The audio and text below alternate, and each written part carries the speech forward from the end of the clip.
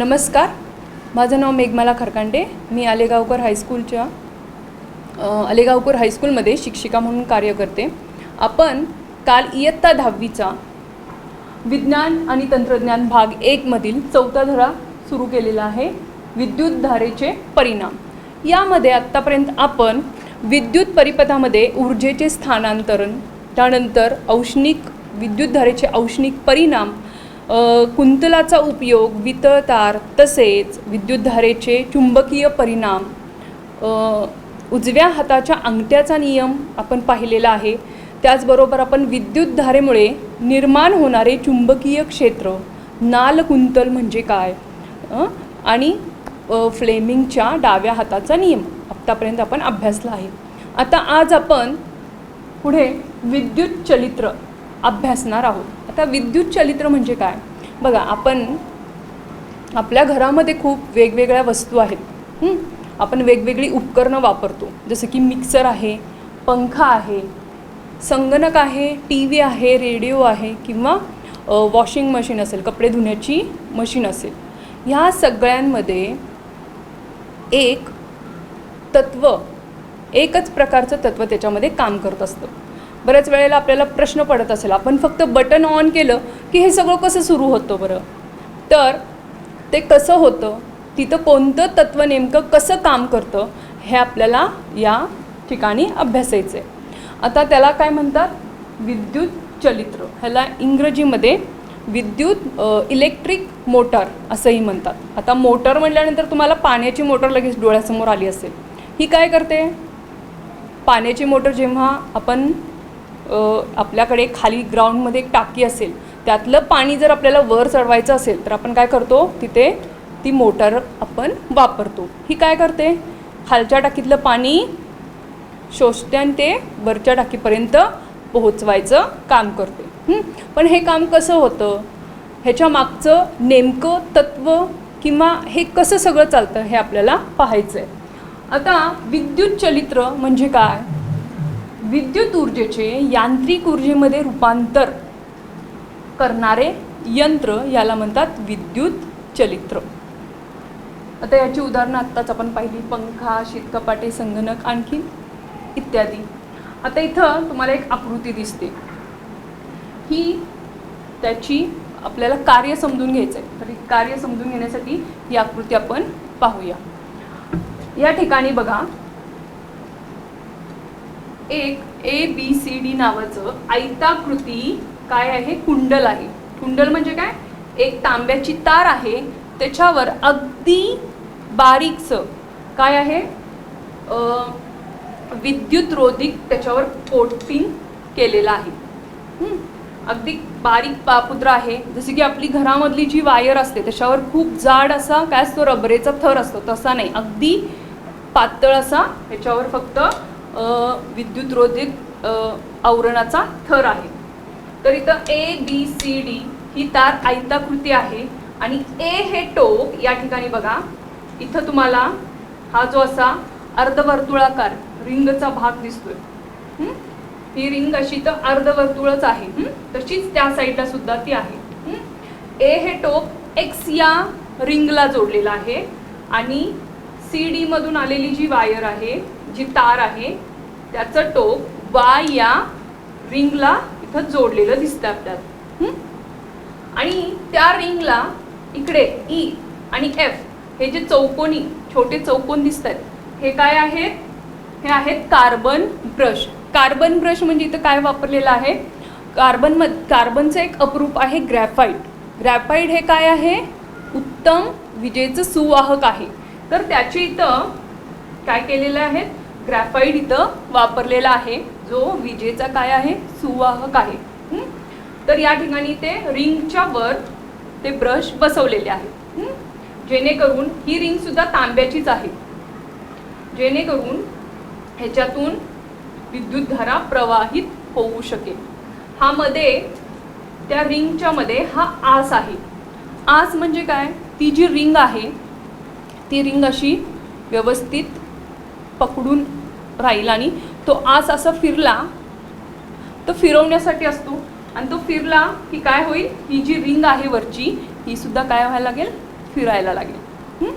त्याचबरोबर इथं तुम्हाला N आणि S हे दोन चुंबकाचे ध्रुव दिसत आहेत. इथं आपण नालाकृती चुंबक वापरतोय. नालाकृती चुंबकामध्ये त्याचं N ध्रुव म्हणजे उत्तर ध्रुव आणि दुसरं आहे दक्षिण ध्रुव.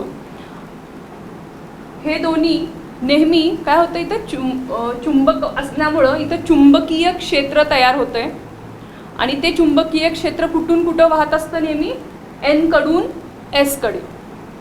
N कडून Sच्या दिशेने काय आहे हे चुंबकीय क्षेत्र आहे. हे शेवटपर्यंत लक्षात ठेवायचं आहे कारण की याच्यावर आधारित ह्याचं तत्व आहे. हे आपल्याला समजण्यासाठी हे लक्षात ठेवा की नेहमी चुंबकीय क्षेत्राची दिशा ही कुठून असते उत्तर ध्रुवाकडून दक्षिण ध्रुवाकडे. तर त्याचबरोबर आता इथे पुढे काय दिसतंय हा जो कार्बनचे ब्रश आहेत यांना इथे दुसरी विद्युत तार काय केलेली आहे जोडलेली आहे आणि त्या असं अशा प्रकारे हे परिपथ तयार केलेलं आहे पूर्ण केलेलं आहे. त्यामध्ये इथे विद्युत घट आहे आणि इथे कळ आहे. कळ म्हणजे बटन की ज्याने आपण काय करू शकतो विद्युतधारा प्रवाहित करू शकतो किंवा ती थांबवू शकतो. अशी याची रचना आहे. तुम्हाला परीक्षेत विद्युत चलित्रवर 5 मार्काचा प्रश्न येऊ शकतो. विद्युत चलित्र म्हणजे काय आणि त्याचे कार्य स्पष्ट करा.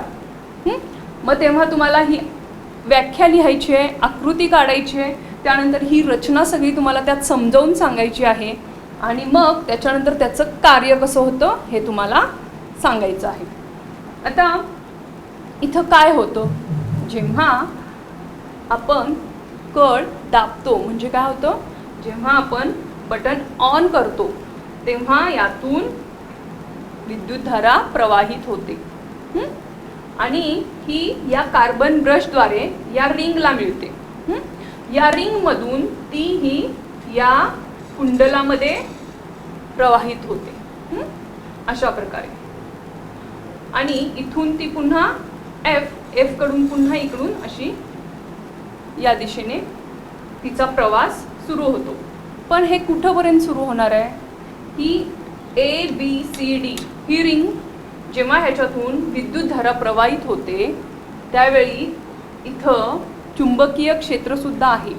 चुंबकीय क्षेत्र कार्य करत आहे आणि विद्युतधारा प्रवाहित झाल्यामुळे इथं सुद्धा एक चुंबकीय क्षेत्र तयार होते विद्युत चुंबकीय क्षेत्र तयार होते आणि मग हे दोन्ही एकमेकांवर काय करतात आपलं क्षेत्र हा नालाकृती चुंबक आपलं बल या कुंडलावर म्हणजे या AB वर आपलं बल प्रयुक्त करतो आणि इथं सुद्धा विद्युतधारा प्रवाहित असल्यामुळं इथं सुद्धा विद्युत चुंबकीय बल तयार होतं.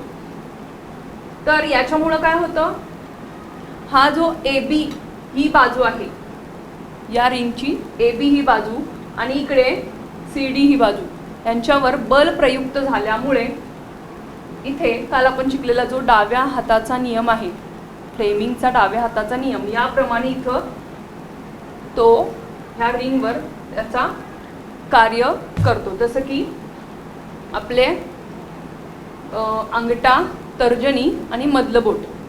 आता हे जे बोट आहे तर्जनी हे काय दाखवतं चुंबकीय क्षेत्र. हे चुंबकीय क्षेत्र कुठून कुठे आहे N कडून S च्या दिशेने आहे. हा आहे आपला ह्या परिपथामधून वीज कोणत्या दिशेने वाहते आणि डाव्या हाताचा नियम काय सांगतोय जे तर्जनी आहे हे चुंबकीय क्षेत्र दाखवते. अंगठा ही वाहकाची दिशा वाहक म्हणजे ज्यातून विद्युतधारा जाणार आहे प्रवाहित होणार आहे त्याची दिशा आणि मधले बोट हे विद्युतधारेची दिशा दाखवतो. आता या ठिकाणी आपण त्यानुसार जर पाहिलं तर काय होतं इथे इकडून चुंबकीय जे बल आहे ते या AB वर कार्यरत आहे. याच्यामुळं काय होणार आहे हा AB ही जी ह्या साईडची रिंग आहे हिला ते खाली ढकलते. काय होतंय हे चुंबकीय क्षेत्र ह्या AB ला खालच्या दिशेने ढकलतंय आणि CD या बाजूला काय होतंय, तो इकडून जे चुंबकीय क्षेत्र आहे ते त्याला वरच्या दिशेने ढकलतंय. त्यामुळं हा जर आपण ही रिंग आहे असं समजा, तर काय होणार आहे, हे अशा प्रकारे फिरणार आहे. अशा प्रकारे फिरल्यानंतर जेव्हा त्याची दिशा म्हणजे त्याची पूर्ण अर्धा राऊंड जेव्हा त्याचा पूर्ण होणार आहे, अर्धी फेरी पूर्ण होणार आहे, तेव्हा CD ह्या बाजूला येणार आहे आणि AB ही साईड इकडच्या बाजूला असणार आहे.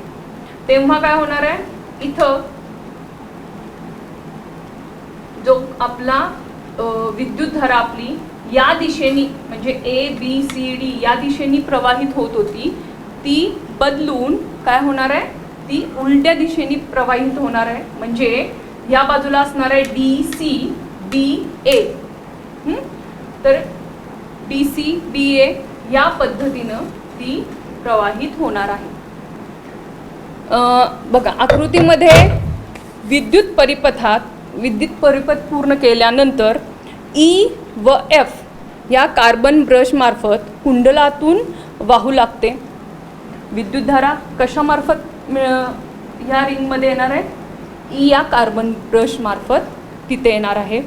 आणि कुंडलाच्या AB या शाखेमध्ये विद्युतधारा A पासून B पर्यंत या दिशेने जाणार आहे. त्यानंतर तिकडून ती C पासून D कडे या दिशेने ती प्रवाहित होणार आहे. फ्लेमिंगच्या डाव्या हाताच्या नियमानुसार AB या शाखेवर निर्माण झालेले बल त्याला खालच्या दिशेने ढकलते आणि CD ला या ठिकाणी प्रयुक्त झालेले बल त्याला वरच्या दिशेने ढकलते. यामुळे काय होणार आहे, ती हे जे कुंडल आहे किंवा हे जे रिंग आहे ती फिरायला लागणार आहे आणि ती फिरल्यामुळे तिथं काय तयार होणार आहे, यातून आपल्याला विद्युतधारा जाताना दिसणार आहे. आणि जेव्हा ही अर्धी फेरी पूर्ण होणार आहे तेव्हा ABच्या जागी DC येणार आहे आणि DCच्या जागी AB ही साईड येणार आहे. ह्या बाजू काय होणार आहे, अदलाबदली होणार आहे. त्यामुळं त्यात जो वाहणारी विद्युतधारा आहे ही पुन्हा उलट्या दिशेने म्हणजेच DCBA या दिशेने वाहू लागणार आहे. अर्धे परिवलन होताच कुंडल व आस घड्याळाच्या काट्याच्या विरुद्ध दिशेने फिरू लागतात. हे असं फिरतं म्हणजे हे घड्याळाच्या काट्याच्या विरुद्ध दिशेने परिवलन आहे. अर्धे परिवलन होताच कुंडलाचे दुभागलेले भाग X आणि Y या ठिकाणी गॅप आहे मध्ये, म्हणजे थोडासा गॅप आहे, त्यामुळं दुभागलेला भाग आहे तो काय होतो, या कार्बन ब्रशच्या तिथे येतो. त्याच्यामुळं विद्युतधारा खंडित होते. कारण की इथं गॅप असल्यामुळं त्याचा या ब्रशशी संपर्क होत नाही. कारण की त्याला ही विद्युतधारा कुठून मिळते, या ब्रशमधून त्या रिंगमध्ये ती विद्युतधारा येत असते. त्यामुळं गॅप असल्यामुळं किंवा दुभागलेला असल्यामुळं तिथं तो विद्युतधारेचा प्रवाह खंडित होतो. त्यामुळे DC या शाखेवर खालील दिशेने व BA या शाखेवर वरील दिशेने बल कार्य करते. मग आता इथं काय होणार आहे, बाजू बदलल्यामुळं बलाची दिशा पण बदलणार आहे आणि मग अशा प्रकारे हे परिवलन पूर्ण होतं आणि विद्युतधारेची दिशा उलटी होते. कुंडल व आस एकच म्हणजे घड्याळाच्या काट्याच्या विरुद्ध दिशेने फिरत राहतात. ह्यांची बाजू बदलत राहते पण हा जो आस आहे तो एकाच दिशेने फिरत राहतो. आता व्यावसायिक चलित्र या तत्वावर चालतात पण त्याच्यात व्यावहारिक तत्वानुसार काही बदल त्याच्यामध्ये केलेले असतात. आता विद्युत चुंबकीय प्रवर्तन आपल्याला अभ्यासायचं आहे. त्याआधी गॅल्व्हनोमीटर म्हणजे काय हा भाग तुमचा सध्या कट केलेला आहे, कमी केलेला आहे, पण पुढे असणार आहे. तर गॅल्व्हनोमीटर हे एक विद्युत मापन यंत्र आहे. याच्या साहाय्याने आपण विद्युत परिपथामध्ये किती विद्युतधारा वाहते आणि ती कोणत्या दिशेने वाहते हे आपल्याला समजते. आता ह्या गॅल्व्हनोमीटरच्या तुम्हाला पान नंबर 57वर चित्र दाखवलेलं आहे. त्याच्यामध्ये गॅल्व्हनोमीटरमध्ये तुम्हाला काय दिसतं आहे, बरोबर मध्ये 0 आकडा आहे आणि एक काटा आहे आणि दोन्ही बाजूला अंक लिहिलेले आहेत. तर हा काटा दोन्ही दिशेला फिरू शकतो. ज्या बाजूला विद्युतधारा प्रवाहित होते, ज्या दिशेने प्रवाहित होते त्या दिशेला तो काटा आपल्याला फिरताना दिसतो किंवा हलताना त्याची हालचाल आपल्याला दिसते. तर याच्यावर आधारित विद्युत चुंबकीय प्रवर्तन याच्यावर आधारित 4.15 मध्ये 4.16 आणि 4.16 याच्यामध्ये छोटे छोटे तुम्हाला प्रयोग दाखवलेले आहेत. याच्यामध्ये काय सांगितलेलं आहे की जर एखादी तार गॅल्व्हनोमीटरला जोडलेली आहे आणि तुम्ही किंवा एखादं तारेचं कुंतल हे तुम्ही गॅल्व्हनोमीटरला त्याची दोन्ही टोकं जोडलेली असतील आणि त्या कुंतलाच्या जवळ जर आपण दुसरं एक तारेचं कुंतल आपण घेतलं आणि त्याला बॅटरी लावलेली आहे आणि त्यातून जर त्या कुंतलामधून जर आपण विद्युतधारा प्रवाहित केली आणि ती गॅल्व्हनोमीटर जोडलेल्या तारेच्या कुंतलाजवळ जर आपण ती नेली तर आपल्याला गॅल्व्हनोमीटरमध्ये हालचाल झालेली दिसून येते. म्हणजे जेव्हा आपण दुसरं कुंतल जे विद्युत घट लावलेलं कुंतल आहे ते जेव्हा आपण गॅल्व्हनोमीटरच्या कुंतलाजवळ आपण नेतो आणि जेव्हा पुन्हा ते बाजूला घेतो त्यावेळेला आपल्याला त्या गॅल्व्हनोमीटरमध्ये हालचाल दिसून येते. याचं कारण काय आहे, कारण की जेव्हा विद्युतधारा प्रवाहित होते तेव्हा तिथं विद्युत चुंबकीय क्षेत्र काम करतं आणि त्याचाच परिणाम इथे आपल्याला, त्याच्यामुळेच ज्या ठिकाणी गॅल्व्हनोमीटरला जोडलेलं जे कुंतल आहे त्याच्यामध्ये ती विद्युतधारा काय होते, प्रवाहित होते आणि त्यामुळे आपल्याला तिथं ती हालचाल दिसून येते. याच्यानंतर आपण फॅरेडेचा विद्युत प्रवर्तनाचा नियम पाहणार आहोत. फॅरेडे हे एक प्रयोगशील वैज्ञानिक होते. यांचं तसं शिक्षण झालेलं नाही आहे, पण त्यांना प्रचंड वाचनाची आवड होती. त्यांनी स्वतः वाचन करून स्वतः अभ्यास केलेला आहे. बुक बायडिंगच्या दुकानात ते काम करत होते. तिथं काम करत असताना त्यांना वाचनाची आवड तयार झाली. त्याच्यातून त्यांनी अभ्यास केला. मग पुढे त्यांना प्रयोगशाळा सहाय्यक म्हणून नोकरी मिळाली.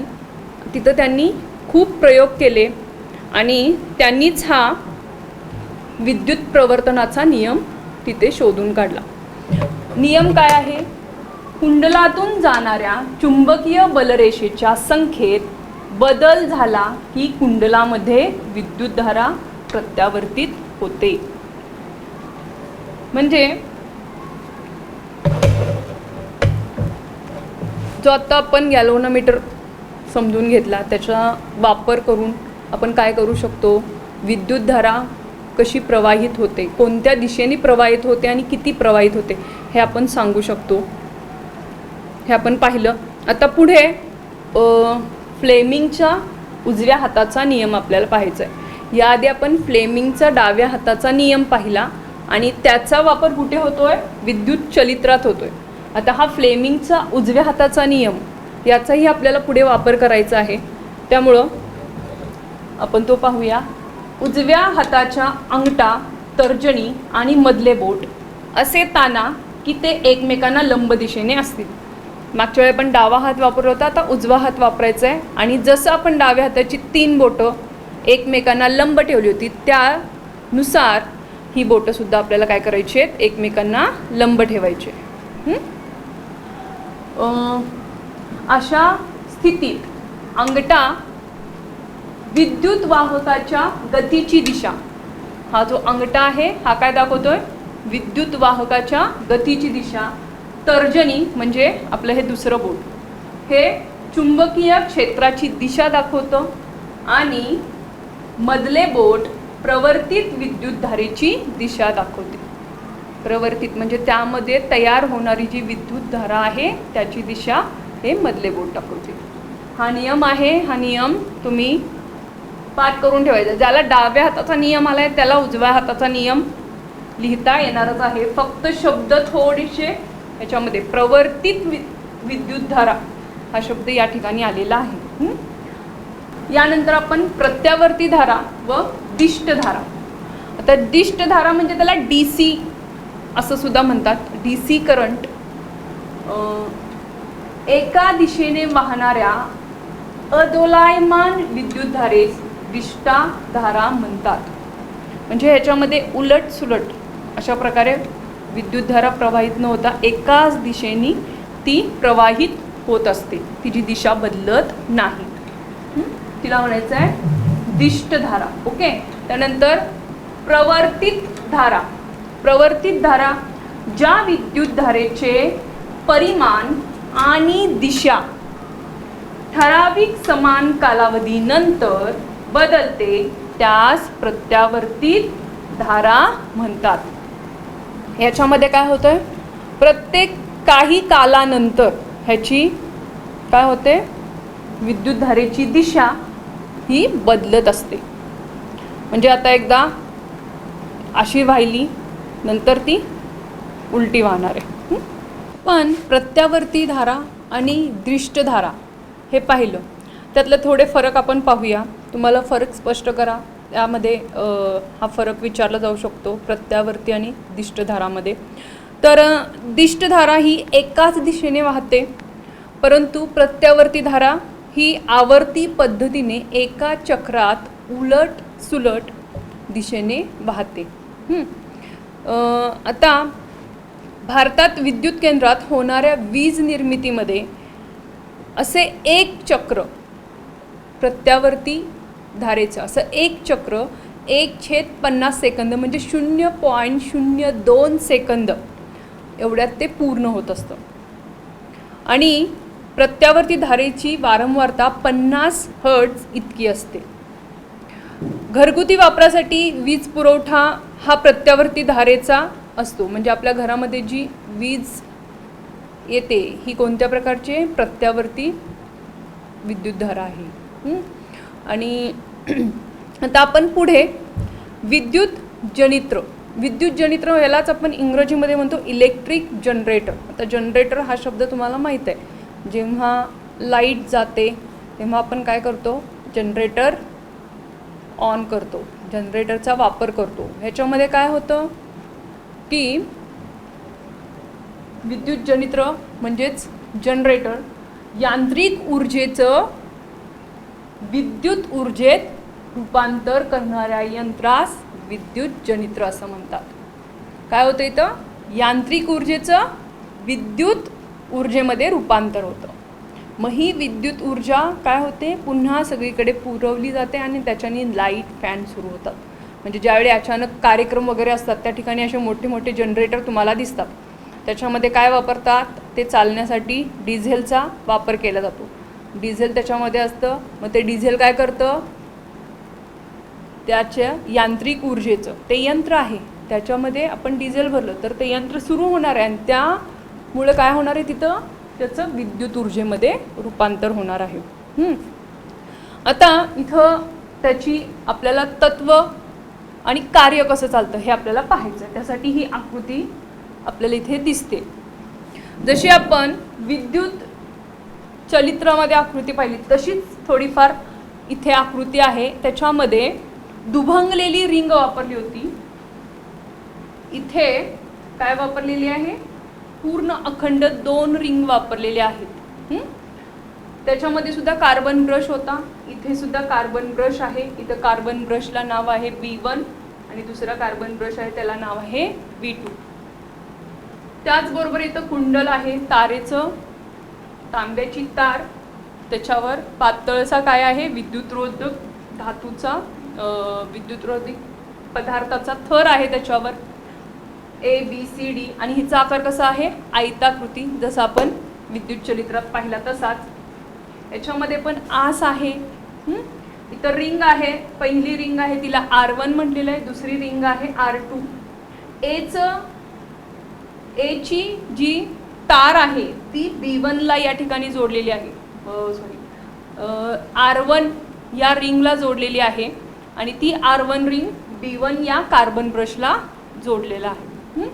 त्यानंतर Dचं जे टोक आहे, A पेक्षा Dचं टोक थोडंसं जास्त मोठं आहे, ते टोक R2 या रिंगला जोडलेलं आहे आणि त्या R2 ला B2 हा कार्बन ब्रश जोडलेला आहे.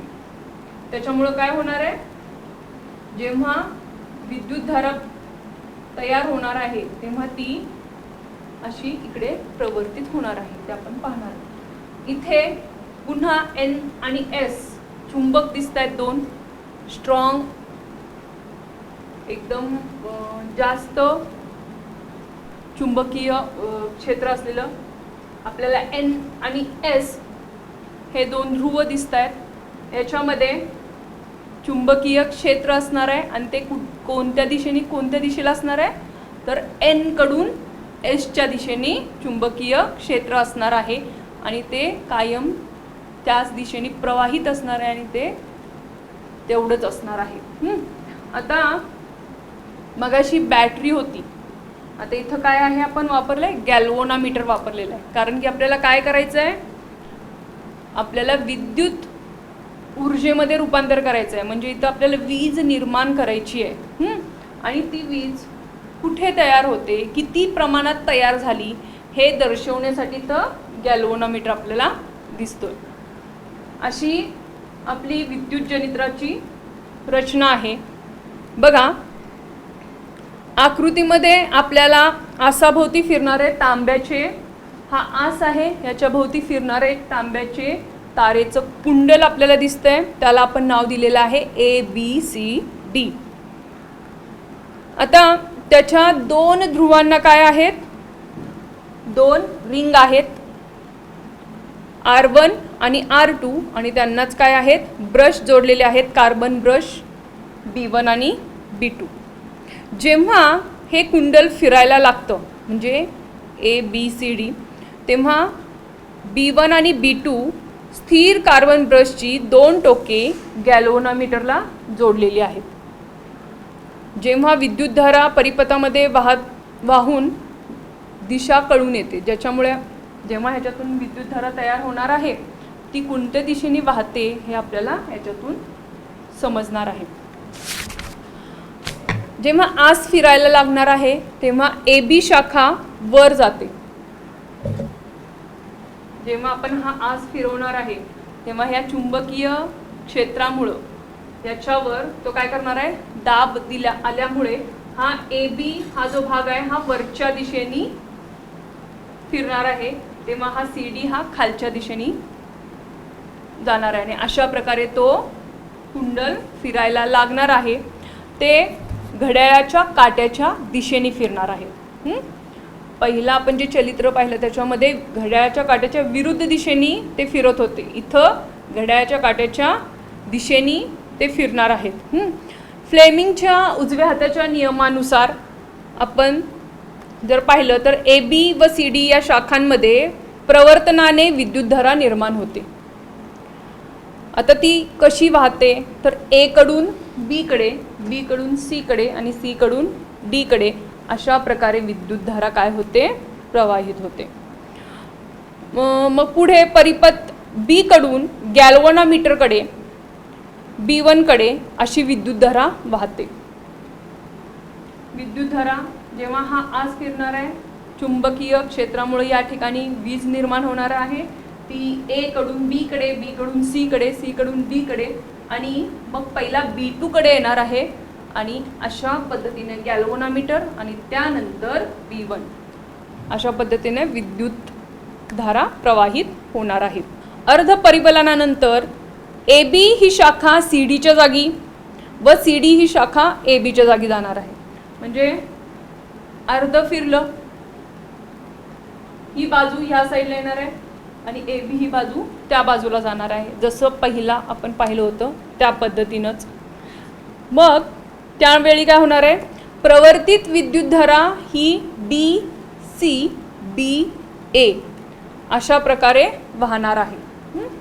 म्हणजे हा B2 या बाजूला येणार आहे, B1 ही हे 2 स्थिर कार्बन ब्रश आहेत. ही बाजू बदलल्यामुळं काय होणार आहे, अर्ध परिवलनानंतर AB ही शाखा CDच्या जागी आणि CD ही शाखा AB च्या जागी येणार आहे. त्यामुळं प्रवर्तित विद्युतधारा DCBA अशी वाहणार आहे. मात्र BA ही शाखा कड्यांमार्फत सतत B1 या ब्रशच्या संपर्कात असते. ब्रश स्थिर आहेत त्यामुळं कडं पण पूर्ण आहे, त्यामुळं BA ही शाखा B1च्या संपर्कात असणार आहे. तसंच DC ही शाखा B2च्या संपर्कात असणार आहे. त्यामुळे बाहेरील परिपथात विद्युतधारा B1 कडून B2 कडे म्हणजेच आधीच्या अर्ध परिवलनाच्या उलट दिशेने वाहते. प्रत्येक अर्ध परिवलनानंतर हे घडते व प्रत्यावर्ती धारा निर्माण होते. म्हणजे अर्धी रिंग फिरल्यानंतर ती दिशा इथं विद्युतधारा वाहण्याची दिशा ही बदलणार आहे. B2 कडून B1 कडे, अर्ध परिवलन झाल्यानंतर B1 कडून B2 कडे, अशा पद्धतीनं हे प्रत्येक वेळी होणार आहे. हे अर्ध परिवलन झाल्यानंतर म्हणजे AB च्या जागी CD येणार आहे आणि CD च्या जागी AB येणार आहे, तेव्हा अर्ध परिवलन पूर्ण होणार आहे आणि हे उलटसुलट सुरू राहणार आहे. ह्यालाच काय म्हणतात, प्रत्यावर्ती विद्युतधारा जनित्र म्हणजेच AC जनरेटर. आता दृष्ट जनित्र, आता आपण विद्युत जनित्राचं कार्य आपण पाहिलं, रचना आणि कार्य पाहिलं. आता हे सर्व कार्य कोणत्या तत्वावर अवलंबून आहे, तर विद्युत चुंबकीय प्रवर्तन या तत्वावर आधारित विद्युत जनित्राचं कार्य चालतं. 1 मार्काला तुम्हाला हा प्रश्न येऊ शकतो. जसं विद्युत चलित्रावर 5 मार्काचा किंवा त्याच्यावर छोटे छोटे 1-1 मार्काचे 3 प्रश्न येऊ शकतात. याच्यावर आधारित तुम्हाला 5 मार्काचा मोठा प्रश्न येऊ शकतो किंवा 1-1 मार्काचे असे छोटे प्रश्नसुद्धा विचारले जाऊ शकतात, आकृती विचारली जाऊ शकते. त्याच्यामध्ये तुम्हाला हा सुद्धा प्रश्न विचारला जाऊ शकतो, विद्युत जनित्र हे कोणत्या तत्वावर कार्य करते, तर विद्युत चुंबकीय प्रवर्तन या तत्वावर कार्य करते. ओके, ठीक आहे. अशा प्रकारे आपला हा धडा इथे पूर्ण झालेला आहे. धन्यवाद.